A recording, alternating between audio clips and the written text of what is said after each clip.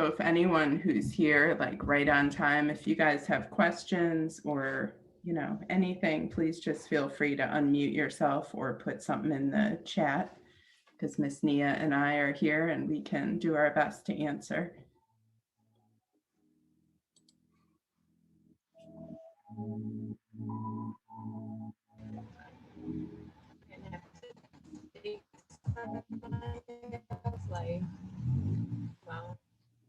Everyone. Hello. Hey, Amani.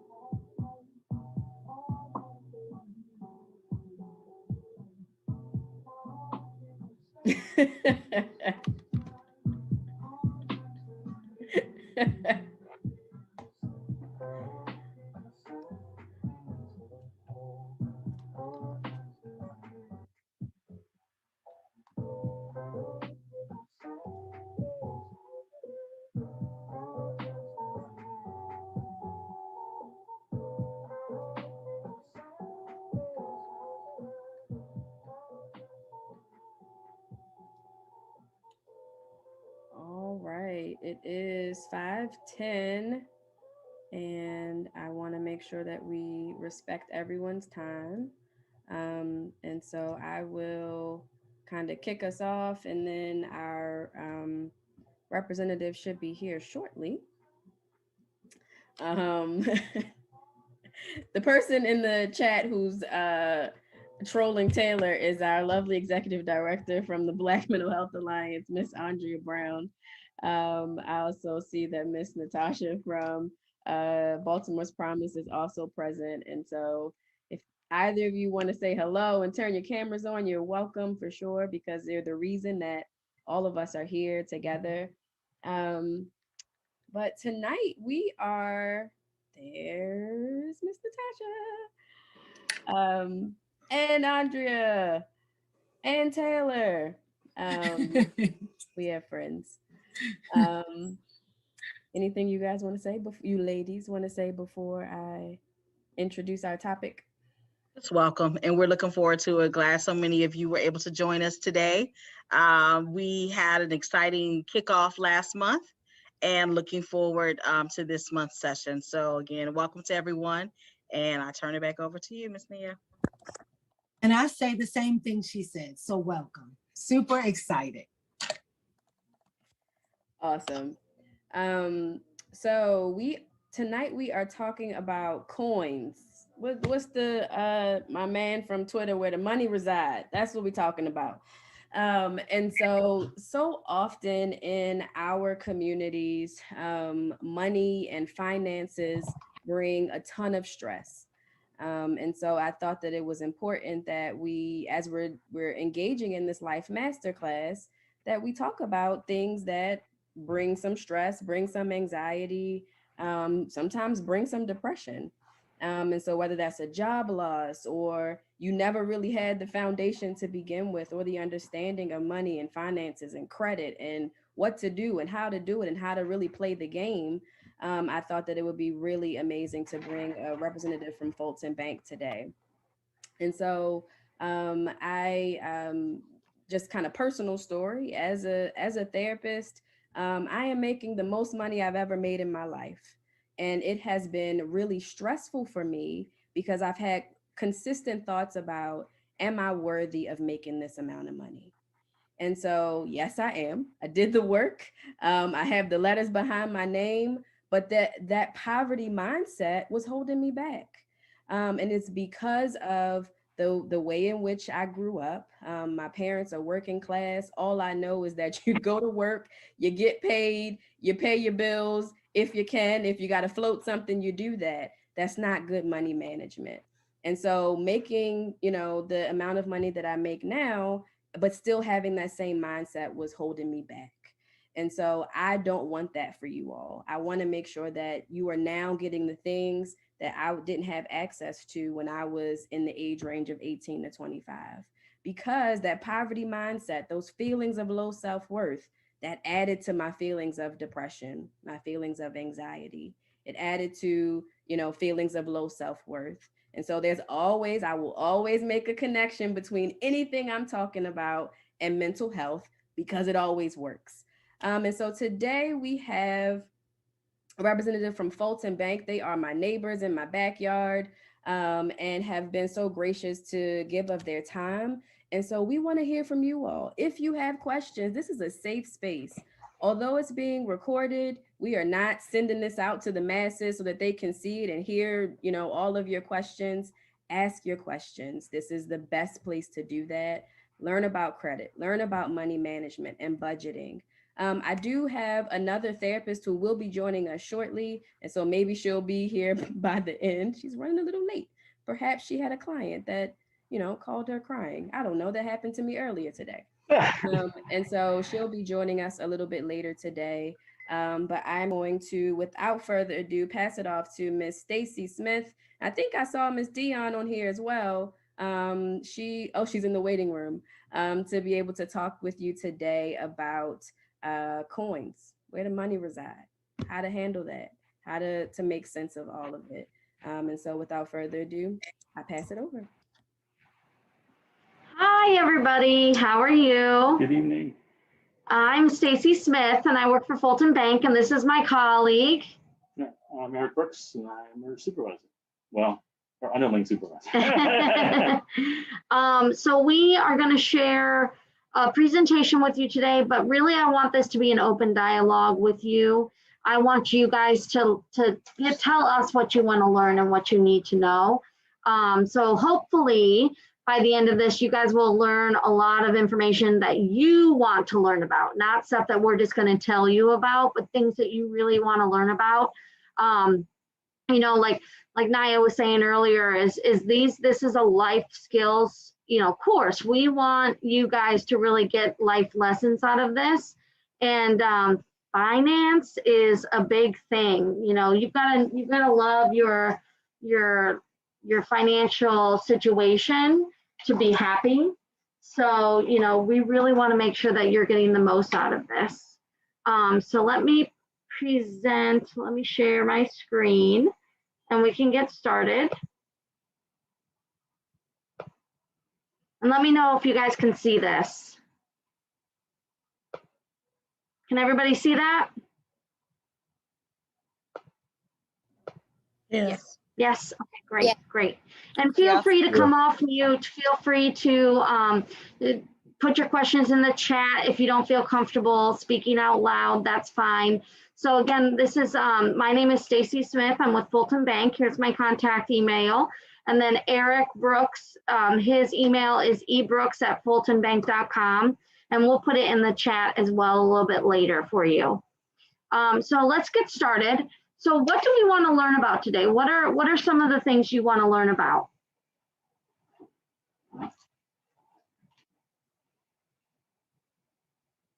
Anybody? Well, I know for me, I need to learn about saving. Saving. That's the biggest thing I'm here for today. Hey, Okay, great. My name is DeAndre. Something that I really want to work on financially is about with saving, and also I want to learn about taxes and credit. Okay, so taxes. Hi, my name is Phil. I was thinking of learning about credit score, like you mentioned. That's I feel like that's the most important part in life. And without credit, you can't really get anything. So yeah, that would be really helpful. Thank you. That is true, yes. I'm just going to jot some of these topics down to make sure we get them all. Can I say one real quick? Yeah, go ahead. My name Deshaun. I'm trying how to like so one of my biggest problems is like when I get my check from my job or something, it would go straight to all bills. I want to learn how to have money for myself while still having all my bills paid off. Thanks. It's like That we sounds working to pay bills. Yeah, like I don't want to work to pay bills. I want to work to pay bills and to pay myself also. Okay. Yeah, we can talk about, you know, that's definitely how to budget. That's what we call budgeting. So we will talk about budgeting. We'll talk about savings. We'll talk about credit. Anything else? I see some Hi, stuff. I would like to add. Oh, no. Go. I'm so sorry. I wanted to say, student loans. I feel like that's also a big issue. So it would be helpful if you talked about that a little bit. So when you say I'm student, sorry. what do you mean Go by ahead. student loans? Are you meaning like how to save for student loans? Are you meaning how to repay student loans? I'm trying to maybe both, but also how to manage it. Like when going to college, how much would the debt be, and like how to manage that, and like maybe when you get out of college, how can whatever job you have, how can you manage to pay those student loans? You know. So. Okay, awesome. I have a question. My name is Donye. Could we talk about like financial security also? So how to be financially set. Yeah. Yep. And what you guys will learn today is a lot of this overlaps. So a lot of, you know, savings and budgeting, that's really what's going to help you pay off debt, manage your student loans, build your credit. So a lot of this does commingle with each other. If you have a good financial plan, which is a savings plan in place, then you're really going to be for success in the future. Anything else before we get started? All right. Eric, would you like to add I'm just anything? reading it. And loans. And loans, yep. Bills, we'll just say bills. Yes, I was going to start singing. But Stacey, can you talk to the group a little bit about paying themselves first? So it'll be along the same lines of like savings and budget, but just the idea of before a lot of other stuff goes out the door to pay themselves first. Yep, that's exactly what we're going to talk about. Perfect. Thank you. Yeah, no problem. So I have a couple different, I have another worksheet that I wanted to show you guys too, but we'll go through it step by step. So managing your money with a spending plan. All right, let's see if this wants to click. There we go. So why is money management important? Can somebody kind of take a guess? I have the answers up here, but you know, why is money management important to you? Anybody want to share? I feel like I would like to bring up a video that I watched earlier. It was basically saying like, I know we trying to get to the bag financially, but like it was just like ironic that we're having a seminar about coins with the Black Mental Health Alliance. And she was basically saying like we worry about getting to the bag, but we gotta worry about our mental bag first.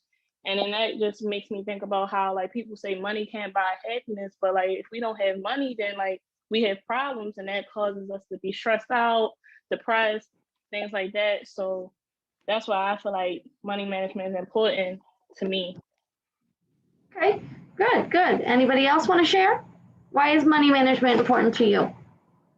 My name is Paige Phillips. Money management is important to me because basically it's showing you like the key points to disciplining yourself over your financial overcomes, and basically the obstacles to build wealth, and also to find the purpose of your money. Okay, good. Find the purpose of your money. So let me ask you this, Paige. I'm going to piggyback on you. What are some of your financial goals or the purpose for your money? Some of my financial goals is to just save. I know that I can save, but it's not like where I want to be. And also the purpose of my money is basically to providing myself for my essential needs. It's like not really too much on the spending, but basically just buying what I need. Okay, so what do you consider as your essential needs? Anybody?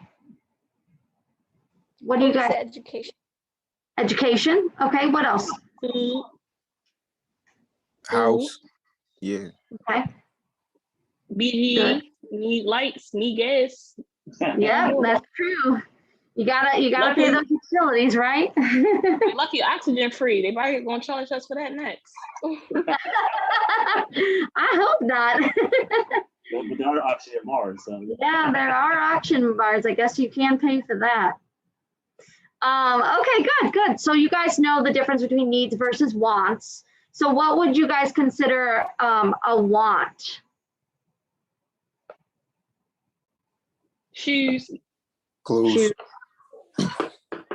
Shoes all day. Yes, I Shoes. love shoes. I think you guys are a shoe group, that's for sure.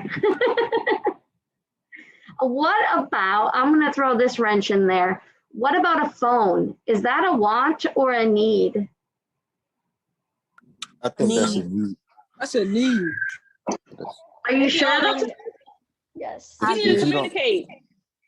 Okay, a phone bill is a need. Maybe not the type of phone, but the phone bill is definitely a need. Okay, good. I like it, Deshaun. So, I feel like the stuff that come on the phone is not a need. Like, you don't need high-speed internet and unlimited. All you need to be able to do is text and call for reference. But people, they might use their phone for recreational uses. And that's where all those, billings so high and all that. okay, so on your spending plan, so think about if you were to have a spending plan or you're making a spending plan and you're going through your wants and your needs, when you get to the phone, what kind of phone are you going to put on your spending plan? I don't think I would go anything other than iPhone for myself. Okay. Anybody else want to share? From my We say the personal same experience, you guys, I'm 22 years old. I have an iPhone and I have a flip phone. My iPhone, I only use it in the house for Wi-Fi, and my flip phone is the phone that I use to call and text people. So I'm not like, I'm just getting to that habit because I just recently moved on my own.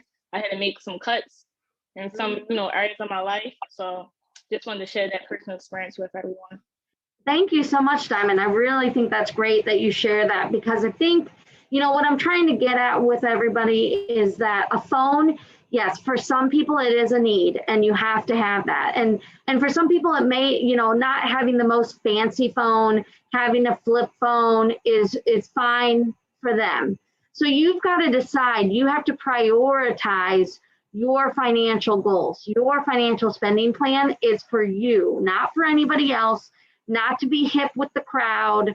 It's for you. So you need to decide, is having, I think it was Taylor that said that having the iPhone is the only thing that she'll do, which is fine. If that's what you plan for, you have to budget for that. You have to understand that having an iPhone is going to have other costs with it. It's not just the phone itself. You're going to have the phone bill. And if you don't pay for, the data to be unlimited, you may have an extra data plan. There's more that comes with it. And you want to make sure that you prioritize and going into creating the budget, what do you guys think the number one thing when you're creating a spending plan or a budget is? What is the number one thing you should pay first? Your bills as to where they live or what comes first. Okay. Anybody else want to chime in? Thank you, Jada.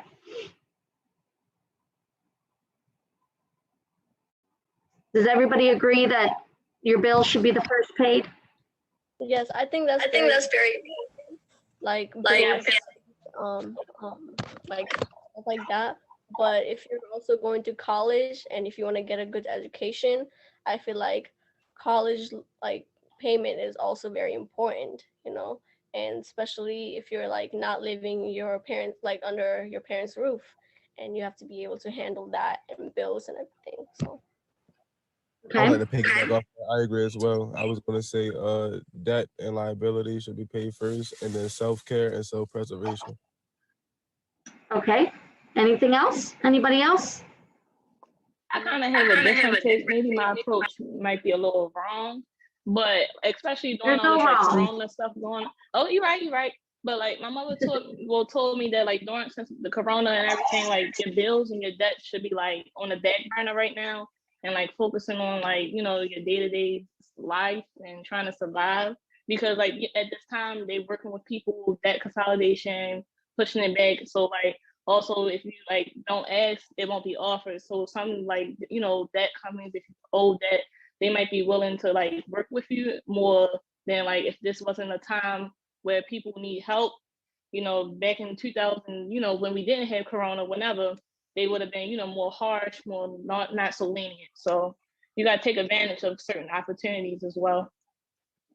So may I add to that? So because like as she mentioned, Corona, COVID has influenced us. People, I feel like they don't care about their health a lot, and now because of Corona, it's more important. And like rather than making like bills and rent more important, I feel like there should be more importance to like healthcare and going to the doctors daily and having those necessities, you know, and that should be also like, I don't know the word. So yeah. Yeah, thank you. Diamond, so when you say your daily, when you're talking about your daily health, what do you mean exactly when you're talking about what you should pay first? Such as your bills, like your important bills, like your rent. Like when I say daily health, I mean like your day-to-day life expenses. Like you need to turn your lights on when you wake up in the morning. So your light bill, you need a roof over your rent, your water bill, whatever you have to pay to have that basic need. You know, you got to meet your basic level of need first, and then you just move up the pyramid. So that's basically what I mean by that. And then you worry about everything else that you can afford to worry about. And that's where people be stressing themselves out. You can't take so much on your back that you can't handle, you know? So let me ask you this before I tell you my opinion.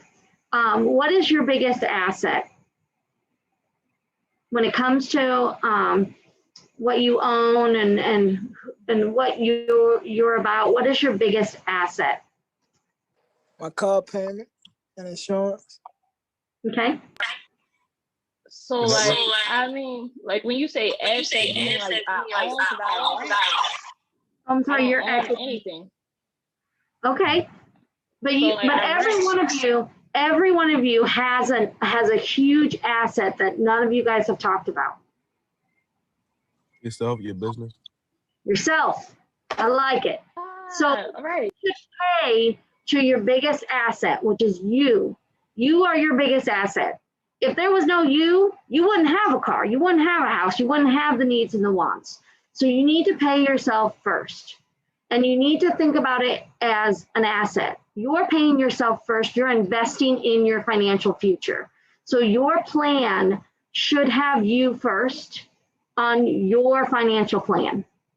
And then you prioritize your bills. So that's when you pay your needs, you don't pay your wants, that's last, but your needs. So your house or your rent, mortgage, your utilities, your car payment, if that's how you're going to use transportation, you need to prioritize that. And that's where the phone, going back to that phone scenario, you have to decide on what type of phone and how you're going to prioritize that in your spending plan. So like spending your money on something that you can see that you spent it on, like, for example, like something like when you say paying your bills at home, like your lights or gas and electric, you're saying that you spent your money somewhere where it's needed, because that's something like in everyday life. Right. So you're prioritizing that bill. I mean, everybody has bills. It doesn't matter if you're 16 or if you're 60 or 96. Everybody has bills.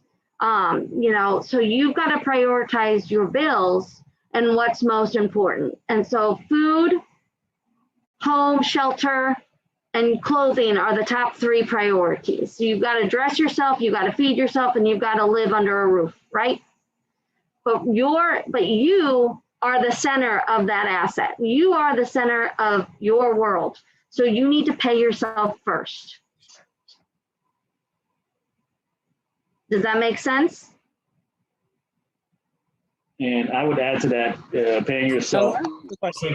What do you mean by pay yourself first? That's like interesting. Yep. So I'm glad you asked that question. So that means putting money in your savings account, having a $1,000 emergency fund.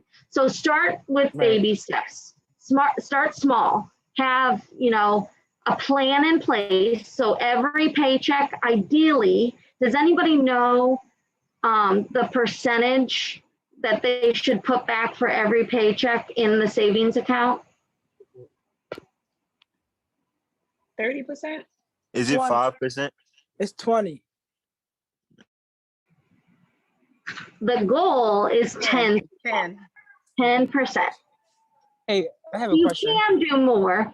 Yep, go ahead.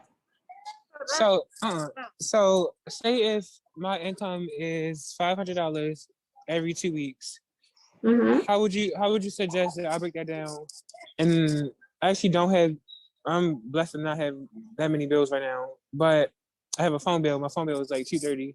So how would you suggest someone with that type of income to like break it down to percentages? So it's 10%. I mean, if you can't do 10%, do what you can. So if you have to break it down in dollar amount, do it in a dollar amount. But the goal is 10% each paycheck. So if you're getting paid $500 a paycheck, is that what you said? If each paycheck is $500? Yes. So what's 10% of $500? Is it 5 or 50? I don't know. You move the decimal point 1.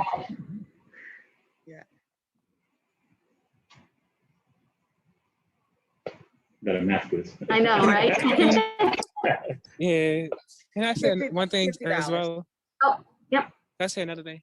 Yeah. I feel as though a lot of us don't manage our money correctly because we don't put the time in to like learn the math of how to manage our money. So that plays a big part as well. Just like how you just asked us, what's the percentage? That's something that I feel as though we should learn as well. Yeah, and I think percentages are easy. 10% is very easy because you just move the decimal point 1.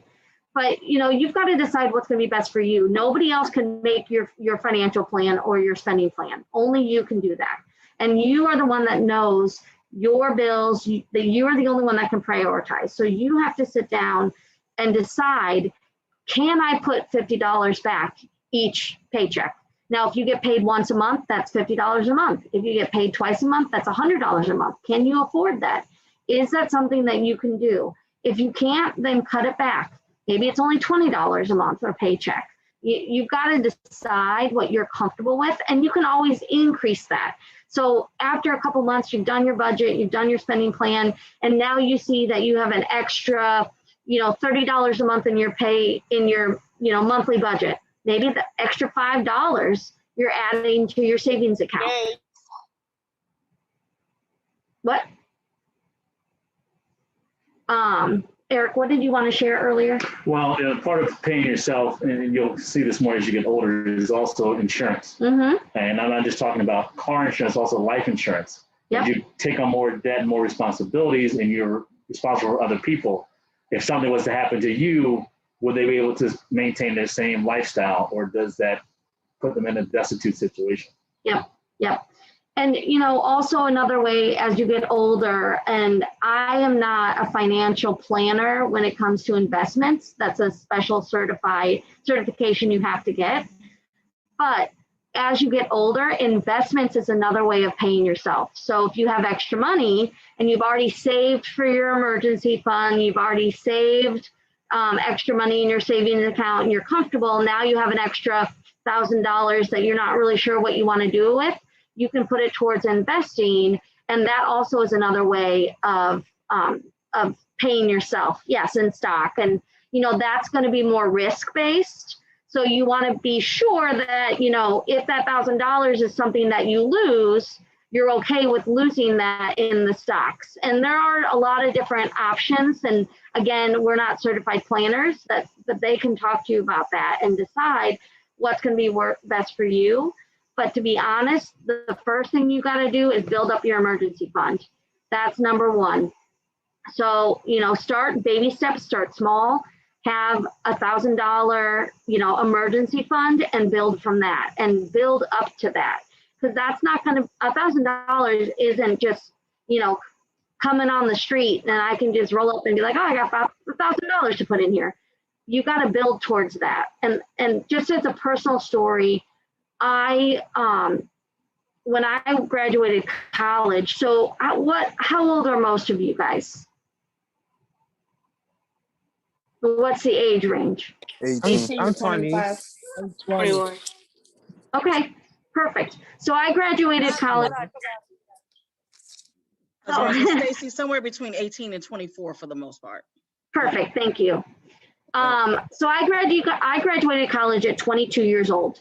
And that's pretty much average for most college students if you go to a 4-year degree. And I did not have to move home with my parents like a lot of my friends did or a lot of other people did. I did not have to get a roommate right out of college like a lot of people I know did. I could have if I wanted to, but I really didn't want to. And the reason why I felt comfortable enough to do that, and I wasn't, believe me, I was living paycheck to paycheck.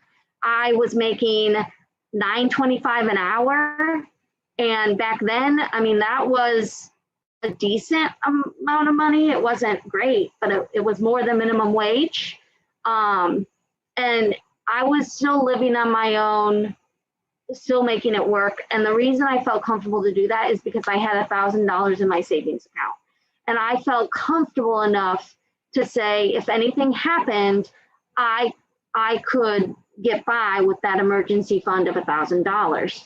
And my parents didn't pay my bills. I had to pay all my bills. I got in an accident, a car accident, and I got kicked off my parents' insurance because back then you had to be, it was 23 or in college, and I was 23 when I got in the accident. So they kicked me off. So I had to get my own car insurance, which was an extra bill that I didn't, you know, see as an expense that I planned on paying. And so I had to rebudget what I could do and couldn't do. And I still remember wanting to socialize with my friends, but not really having any money to do it, and going to like Cheesecake Factory and ordering a side salad for $5 just so I could be there with my friends. So those are some of the tough things that as an adult you're going to have to make and decide. But paying yourself is going to give you that freedom to live the way you want to live. And that's really, like, if you don't learn anything from tonight other than just make sure you pay yourself first, then you at least are a step ahead from other people, because that is so important.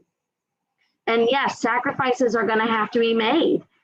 You know, to me, going out and hanging out with my friends was a sacrifice I didn't want to make. And so I sacrificed in other ways. You know, I lived in a very tiny apartment by myself, and I made do, and I paid, you know, I probably wasn't in the best part of town, but I did it, and I felt safe enough. So, I mean, those are things you guys have to think about. And those are real life things that you may not realize now, especially if you're only 18 and you're like, oh, I've got 4 more years. Well, that 4 years is going to come fast. And then if you don't have the savings account built up now, you better start building it up, because it's going to take a while to save it up, especially if you're making, you know, minimum wage, you're getting paid $500 a month, whatever, you know, that's gonna take time. So give yourself as much time and make those sacrifices that you can now, because the more bills you get in the future, the less you'll be able to sacrifice, or the more you might have to sacrifice, but it might be something that you don't want to sacrifice now, like getting that iPhone. right now you're like, I gotta have an iPhone. That's all I gotta have. Well, maybe in 4 years you can only get the flip phone because that's the sacrifice you need to make. Or you don't get cable.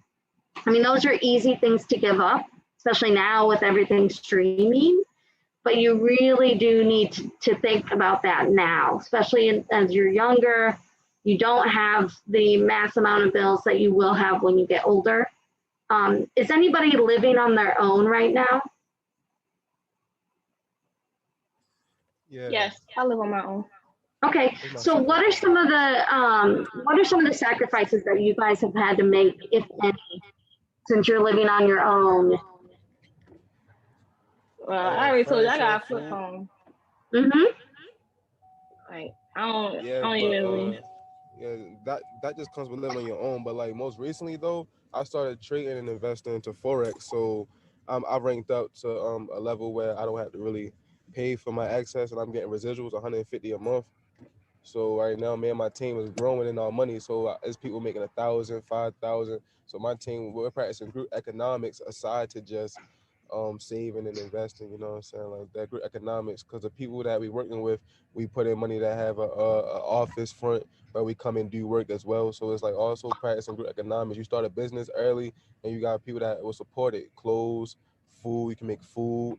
Just making your money turn into other things that you can sell real cheap, bracelets, anything, supply and demand. If it's a need for like things like energy drinks, you want to get energy drinks for your community. So just small things always so you can reinvest, but also have something that you can grow from, like that can just grow you as a person. Like even in this consulting business, I started off getting gift cards, but now the work I've done, I've learned from it, and I perfected my craft in a way, and now I'm getting paid more. You know what I'm saying? So always grow your business. Okay, good. Yeah, that's awesome. Congrats. Yeah, you think about it. Be smart where you're going to get your money. Maybe if you want to have cheap cable, maybe you work for a cable company. Maybe if you want to have cheap clothes, you go into retail. I worked retail out of college. I worked retail in college, out of college. So I got discounts on clothes all the time. So, those are things you can think about too. To get and don't look at it as that's going to be what you do for the rest of your life. That's just where you're going to start. That's where you're going to start building your career path and the skill sets you're going to learn. Yes, food. Working in restaurants, you learn a lot about working in restaurants, working with people, customer service, leadership skills, management skills. You can learn a lot in those jobs that, they don't tell you that in college. You take a college course and they teach you about marketing, or they teach, like I went to school for marketing and advertising. I've never worked in marketing and advertising in my life. I've always worked in a people serving position. I've worked in retail, I've worked in banking. I've always worked with people, and I've learned so many things about myself, about how to be a leader, how to be a manager, skills that I didn't learn in college. College doesn't teach you that. So any opportunity you have, really, take what you can from it and grow your skill sets to help you earn money in different ways, or earn more money as you grow and as you get older. Any? No, I mean, you and I have similar paths. I did retail out of college as well and got into management. So, the hardest part is setting that budget. You got to pay yourself. If you pay yourself first and just take that out of the equation, to the gentleman who said, I make 500. If you say, okay, I make 450, I'm going to manage my budgets on 450. Yeah. If you take that first 10% out of the equation, your mindset kind of changes somewhat. Make it easier. Yeah. And auto transfer that out. So if you have a checking and a savings account at a bank, which I really highly encourage you to open a bank account if you don't have one open already. If you have a checking and a savings account, I would automatically set up a transfer from your checking to your savings the day you get paid. And you can even do it with your employer if you have direct deposit. Some employers allow you to split your direct deposit into multiple accounts. But if you don't have that, or if your employer doesn't offer that, when you get your paycheck, you should automatically send some of that money over to your savings account. So it's like it didn't even exist. It wasn't even something that you saw was there. You didn't even realize you got that money. So save that and then prioritize. And let me ask you guys this. What are some reasons to set a goal, a financial goal? What can that do for you? Yeah, it can help you build the mindset in the beginning. Like, so like if you try to do it like while you going along with it, it's not gonna really work. If you do it like you plan ahead for it, it'd be like, all right. You know what I mean? I can't really like word it the way I want to word it, but you know what I mean? Yeah. So it gives you an idea, right? Like you're talking about more of an idea of what you want to accomplish. Yeah. Accomplish things that make you feel good. Good. Yep. What else? What else can a goal setting help you or accomplish for you? Make you get a sense of reality, because like you just like, I hear y'all talking about saving, but like I don't like the idea of people saving and not having a reason to save. Like what are you trying to do? Like, why are you trying to save this money? Like, you know what I'm saying? Like, what is your reason? You gotta have a motivation and a drive, basically, to have a reason to want to save money. Have you ever? Can I piggyback off of what Diamond just said? Yeah. Yeah, I feel as though with everything you have to have an intention, because that's when you really put your energy towards whatever you're trying to accomplish. Mm-hmm. So yeah, I definitely agree with what she said. Yep. So having a realistic plan or an idea, what are you saving for? That's huge. I mean, everybody can say, oh, I'm just saving, I'm saving. But what are you saving for? What is the end goal with your savings? Why are you saving? Is it to buy a house? Is it just to have an emergency fund? Is it to build wealth for your future? You've got to think about those things. What are you saving for and why? It'll allow you having a goal, realistic goals that you can set plans. You can set, baby steps. You can set a goal. I'm going to reach $100 by the end of the month. Okay, now at the end of 6 months, I'm going to reach $500. Setting those goals throughout the process can help you track your progress.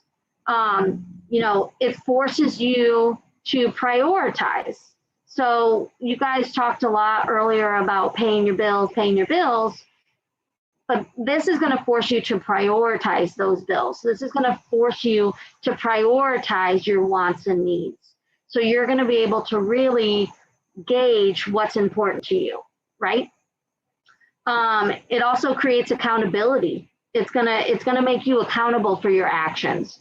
It's gonna keep you on track to your goal. So, think about it like if you're trying to lose weight and you want to lose 10 pounds and somebody brings you a cake. What are you gonna do? Are you gonna eat that cake, or are you gonna stay on track with your goal to try to lose that 10 pounds? Does anybody want to venture to tell me what they would do?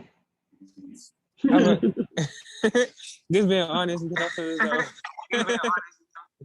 Yeah. Okay. Anybody else? I probably would eat the cake or eat half of it and then still work out or do something that like half and half. Like if I want to give in, if I'm gonna do like something that goes against what I want, I'm gonna do extra what I want as well. Kind of. Okay. And how are you gonna feel after you eat half that cake? Probably sad and depressed. Okay, I don't want you to feel sad and depressed. Anybody else? I wouldn't eat the cake because if I know I get off one time, I'm gonna just keep thinking the same way. It becomes a snowball, right? Yeah, it's gonna be like, oh yeah, I can do it again. I can do it again. Mm-hmm. Oh, just this one time. Yeah. Just this one time, just this one piece of cake, just this one, one bite. And then it's going to snowball. It's the same financially. You go out with friends and you say, oh, just this one $10. And you're trying to save up to $1,000. Oh, just this one $10. Oh, my friend invited me out here. Oh, I'm just going to do one more $10. Well, that's $20 that could have gone towards your $1,000 goal. So now you may have to save longer You may have to save more from another paycheck. You know, where is that going to come from? Where are you going to pull? Where are you going to pull from? If it's chocolate cake, I might enjoy it a little bit better. I like chocolate cake too, so the cake thing is hard for me because I love sweets, and so I feel your pain. I would want to eat it as well. Can I also say something else? Yeah. I feel as though just like I love how you related food to your financial situation because everything is emotional. So like me, someone that's stressed out and eat emotionally, you have to learn how to take control of your impulses. And that's where I feel as though we really mess up. Yep. I feel like a lot of us can relate to food, and food is really, the key to people's souls. And so it's really easy to kind of get off track. And, I've been trying to lose weight for years and I still haven't lost weight because it's hard for me to give into that, or to not give into that temptation. So just to go off, creating a goal and having a goal, here's some examples of what you can achieve with having a goal. Does anybody relate to these? Is anybody saving for vacation, for an emergency, college expenses? So, one of you guys talked about college loan, how to manage your loan. That goes into budgeting. And my mom always taught me in college to pay the interest payments. So I always paid interest payments throughout college. So then after college, my interest payments weren't as high, or my principal balance was a little bit lower. I still had to pay everything outside of college, and it still took me 10 years to do it, but I did it and I got it done. So managing your bills and managing that and making sure that you keep your goals. Do you want to pay down those debts sooner? Maybe that's a goal.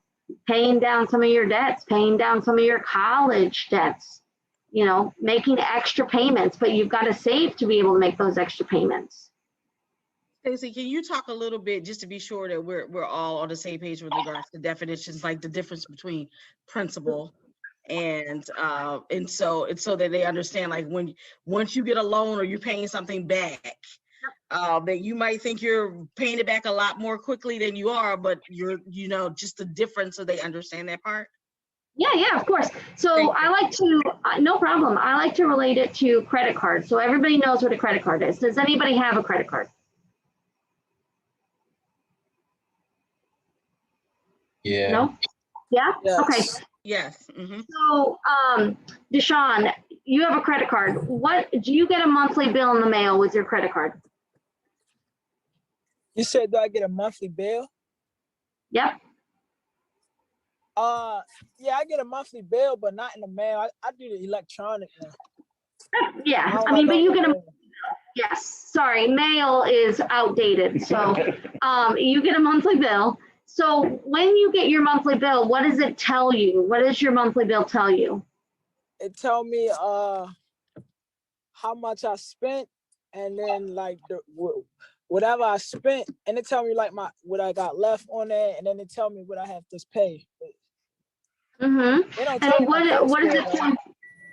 Nope, it's not going to talk about credit score, but it is going to tell you what you owe, right? Right. The number that you owe.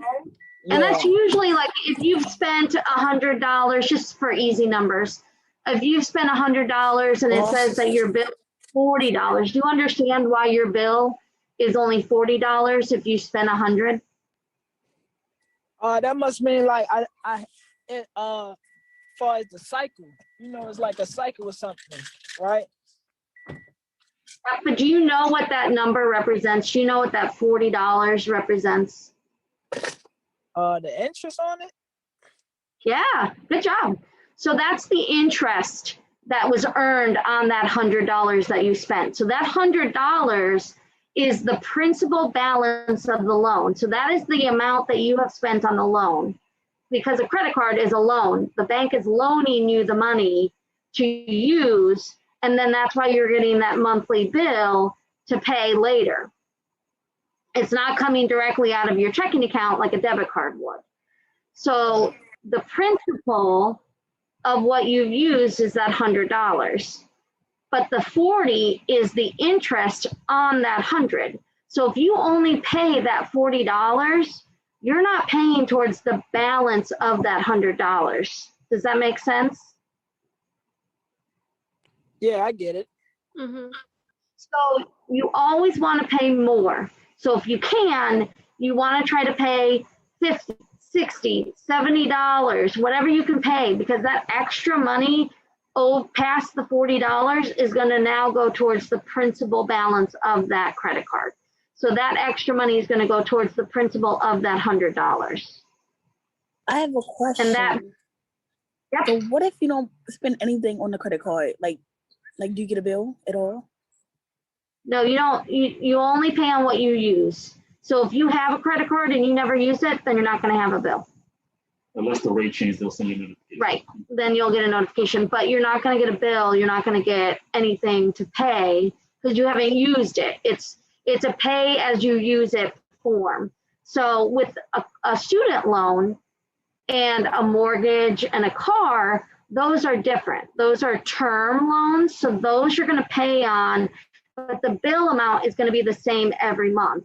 And the structure of that bill, meaning the amount on what you're paying towards, is going to be a principal and interest. So you're going to pay interest, but you're also going to be paying towards the balance in that principal. So that loan has a certain amount of time that you're going to be paying on it. So for a student loan, it may be 10 years or 30 years, depending on how much you've borrowed.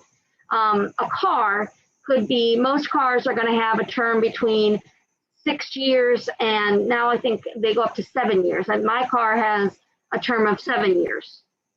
So, I know at the end of that 7 years, that car is going to be paid off because I have paid the principal balance and any interest that came with that. And that interest is structured based on the amount that the principal is. So if I bought a car for $20,000, that's how it's going to be structured over the course of 7 years or whatever term I've chosen. Same with a mortgage. Most mortgages are 30-year terms. So over 30 years, that's how long it's going to take me to pay my mortgage off if I choose to stay in that home for 30 years. But by the end of that 30 years, my mortgage will be paid and I won't have any more mortgage payments. Does that make sense? Yep, I'm happy, one, that we're having this conversation. And, these are conversations that have been great if, folks got in school or at some point earlier. I'm just thinking about what we went through in college and how Visa and MasterCard was sitting right outside of the most popular schools. And folks were signing up and they're like, woo, free money. Like, no, you got to pay that money back. And you're going to pay back more than what you're spending. And so just having these conversations now, I think is so helpful. So thank you. Yeah, and to be honest, credit is one of the biggest. I think the biggest mysteries as an adult. I really didn't learn a lot of facets of credit until I became a banker, because I didn't really. I just knew I needed to pay my bills on time, and I knew that I had to pay more than just the minimum balance on a credit card.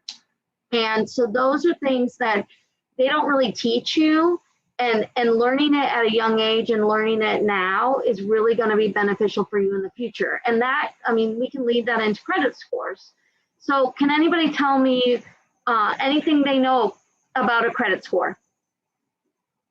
Anything, I know doesn't matter, whatever you know. In the future to to buy a car, buy a house, and stuff like that. It's very important to have a good credit score to invest in those type of things. Okay, good. Yep. I think Cool. go ahead. It's just a measure of your ability to pay back money. That's basically what it is, right? Yeah, that's how they rate you. It's and manage it, not just pay back. Yeah, it's managing. This is a huge factor. That is a huge factor. So when we say managing, we say utilization, meaning if you have a credit limit of $1,000, the bank has said, oh, we trust you, you can pay us, we're gonna give you up to $1,000 to spend on this credit card. Okay, great. But do you want to spend that full $1,000? No. Anybody? No, you don't. That's how much you utilize. So again, going back to percentages, they look at the percentage that you've utilized, that you've used on that card. So if you have $1,000 and you're spending $900, what is that telling the creditor? That's telling them that you may not be very responsible with your money if you have to max that credit card out. And that's going to hurt your credit. That's going to really hurt your credit. So the goal is really to try to stay under 50%. So if I have $1,000 credit card, what is my goal to stay under? What amount would I be looking to stay under? 500. Yeah. $500. And ideally, it's really 30% utilization, but 50% isn't going to be too terrible. It's when you get past 50% is really when it starts to go negative against your credit score. Yeah, I was just ready to say that. My father told me don't use 30% of it. Yep, 30% is goal, but we know, that's not realistic sometimes, especially if you have an emergency, your car breaks down, you've got to pay, $700 in fees to get it fixed. I mean, obviously, we know that's not realistic, but the goal, and it's good to know what the goal is 30%, 50% is okay, but anything over that is going to start hurting your credit. So you really want to be aware of that when you're using. And they look at your types of credit you have. So they're going to look at, do you have all credit cards, which is unsecured lines of credit, meaning that there's nothing to keep you from just walking away from that and not paying it, other than, your credit score is going to get hurt, and you're going to have collectors that are going after you. But other than that, like, you could walk away scot-free, and other than just being badgered by collections, there's nothing they can really do about it. Whereas a collateral loan, which is your mortgage, if you have a home, that they can take your home from you. That's where you hear about foreclosures. So those are the types of loans they're going to look at is, do you have collateralized loans? Do you have uncollateralized loans, unsecured loans? What is your makeup of the types of loans you have? That's really going to play a part in part of your credit score. I mean, there's a lot of pieces of it, but that's also another piece of the puzzle. So I had a question. Yeah. You know how you said, like, don't try to spend more than 50% or 30%. So I understood that. I understood that portion, but it's also that, okay, you get $100 for your $1,000 to spend on your credit card, right? So have an emergency to spend $900, then but you pay it back on a good timing. Would that raise your credit score, or would it like lower it?